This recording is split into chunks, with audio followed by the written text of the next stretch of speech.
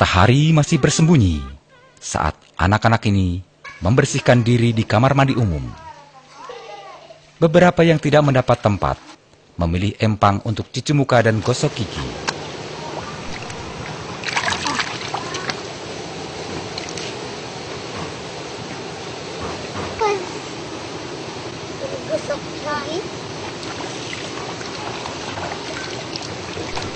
Ibu-ibu yang tak mau mengganggu anaknya yang bersiap sekolah memilih kamar mandi umum lain. Kamar mandi dengan dinding karung dan tanpa atap. Dari 1.563 keluarga di Desa Babakan Pari, Kecamatan Cidahu, Kabupaten Sukabumi, Jawa Barat, yang memiliki kamar mandi pribadi bisa dihitung dengan jari. Selebihnya, warga memanfaatkan kamar mandi umum untuk mandi dan mencuci. Ironisnya, seperti tikus mati di lumbung padi, meski tinggal di desa yang kaya akan air, warga Babakan Pari justru kesulitan air bersih. Berada di antara Gunung Pangrango dan Gunung Salak, Cidahu merupakan kecamatan dengan air melimpah karena terletak tepat di cekungan air tanah Sukabumi. Cekungan air tanah di antara Gunung Salak dan Gunung Pangrango membentuk Cidahu sebagai kawasan yang kaya akan air, baik itu air tanah maupun air permukaan seperti mata air, danau, serta sungai. Cidahu kemudian menjelma, seolah bunga yang dikerubuti kumbang-kumbang perusahaan air minum dalam kemasan. Sukabumi yang pertama memiliki potensi air yang begitu besar ya. Karena di Sukabumi ini ada dua richard yang katakanlah taman nasional di Gunung Gede maupun Gunung Halimun ya. Sehingga orang itu berupaya untuk datang ke Sukabumi berinvestasi, baik itu di AMDK maupun di perusahaan-perusahaan lain. Kemudian yang kedua, dari sisi kualitas memang lebih bagus, karena masih kategori A ya, jadi kita itu kualitas airnya. Kemudian yang ketiganya dari sisi akses ya, kita kan kalau ke ibu kota lebih dekat ya. Yang selanjutnya harga HAP di Sukabumi lebih murah, karena ini kita masih menggunakan harga air baku yang dulu pernah diterapkan oleh provinsi. Pada tahun 2010, Dinas Pertambangan dan Energi Provinsi Jawa Barat mencatat, setidaknya ada 102 perusahaan yang memanfaatkan air tanah di Kabupaten Sukabumi, mulai dari perusahaan garmen hingga perusahaan air minum dalam kemasan.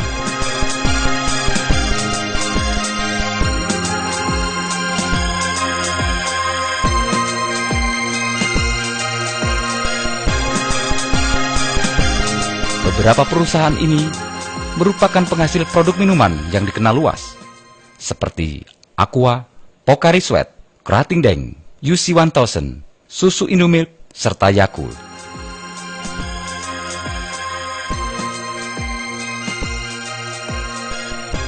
Di Kecamatan Cidahu saja, terdapat 3 perusahaan raksasa yang mengambil air tanah secara masif.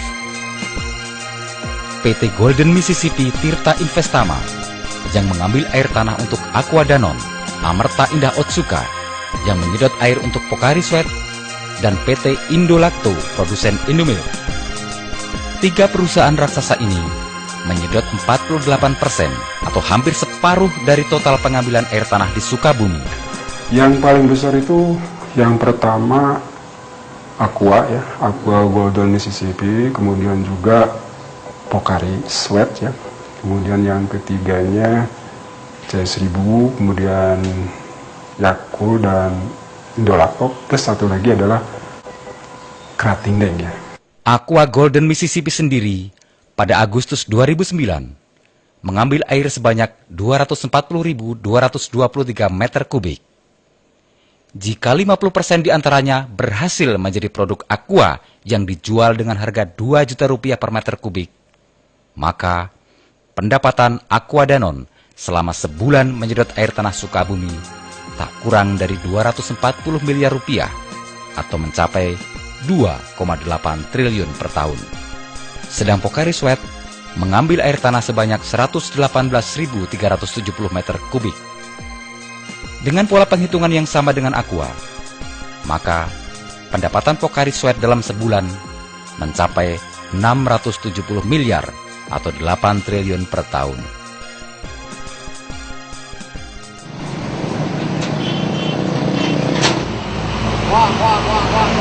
Keuntungan ekonomis besar yang ditangguh perusahaan pengambil air tanah justru menjadi ironi bagi warga Babakan Pari. Di desa yang menjadi lokasi ekstraksi berbagai produk air minum dalam kemasan ini, sekitar 4.800 penduduknya justru kesulitan air bersih. Kalau dulu ya, terutama sumber air waktu saya masih kecil, depan rumah saya, terus di belakang rumah saya, pinggir-pinggir rumah saya itu banyak air, terus pesawahan-pesawahan, selokan-selokan, sumber-sumber air banyak. Kalau sekarang, jangankan istilahnya depan rumah, jauh dari rumah pun udah nggak ada, udah susah gitu, udah krisis sekali. Apalagi kalau musim nggak ada hujan gitu, kering, sumur semua juga, pada ngambil air ke bawah. Seudahnya ada aqua.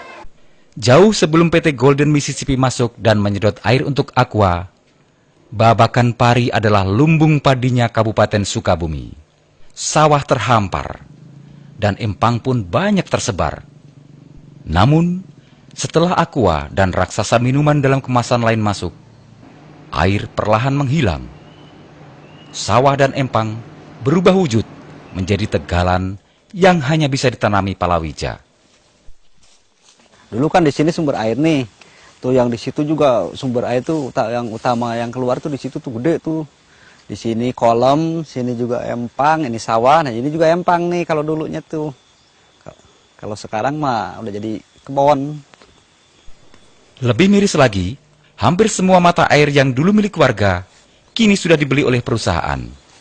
Ini satu-satunya air bersih yang digunakan oleh warga untuk keperluan sehari-hari. Kalau musim kemarau ya ini satu-satunya sumber air yang masih tersisa. Ini pun udah dibeli sama orang lain, bukan milik warga lagi.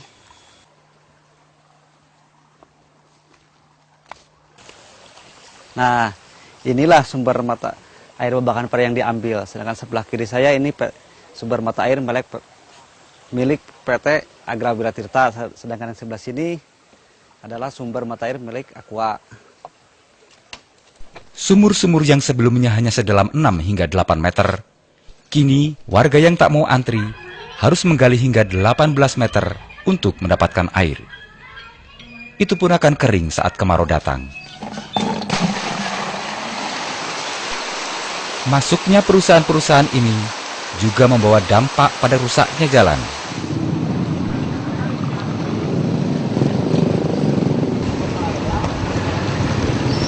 Truk-truk besar pengangkut air minum dalam kemasan melindas dan mengikis aspal hingga rusak dan berlubang.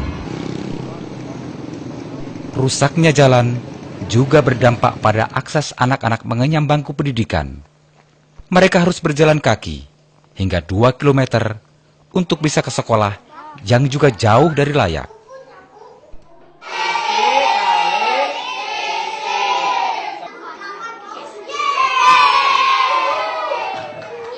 Namaku Yatman, saya tinggal di Manglip, Kecamatan Cidahu, Kabupaten Sukabumi. Saya bangun jam setengah 6. Saya mandi di sungai karena aku tidak punya kamar mandi.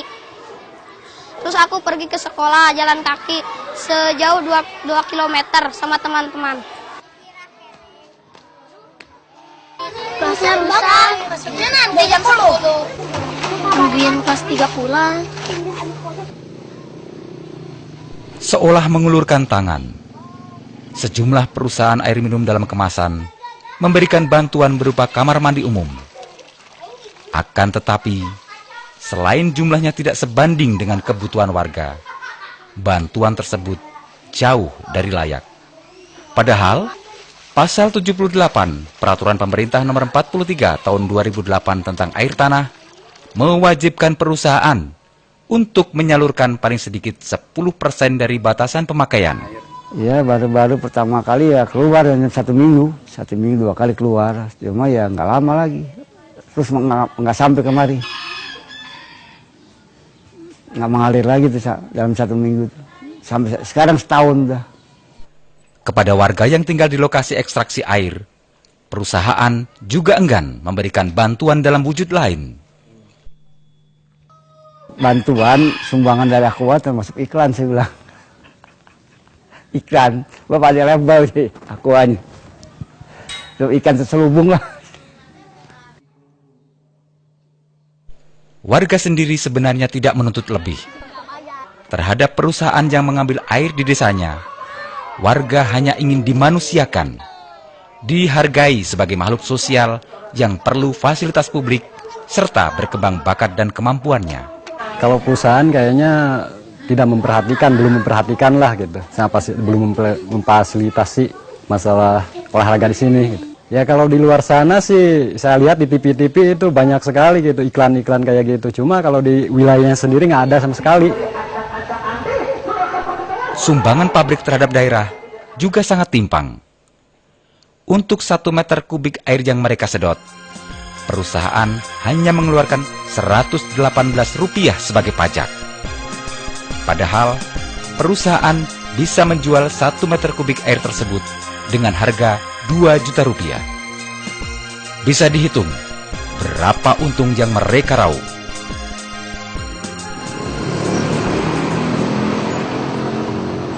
Lahir dan hidup di daerah yang kaya akan sumber daya air, warga justru mengalami krisis. Mandi dan mencuci dengan air keruh. Sementara air bersih dari tanah tempat mereka tinggal menghilang ke kantung-kantung pemodal yang sama sekali tidak mereka kenal.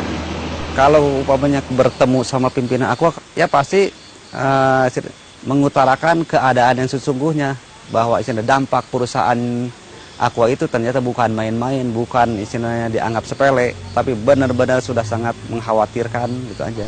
Ironisnya, meski perusahaan-perusahaan raksasa meraup untung besar, namun Kabupaten Sukabumi justru menyandang predikat daerah tertinggal. Daerah yang dianggap perlu dientaskan dari jurang kemiskinan dan didorong maju dari ketertinggalan.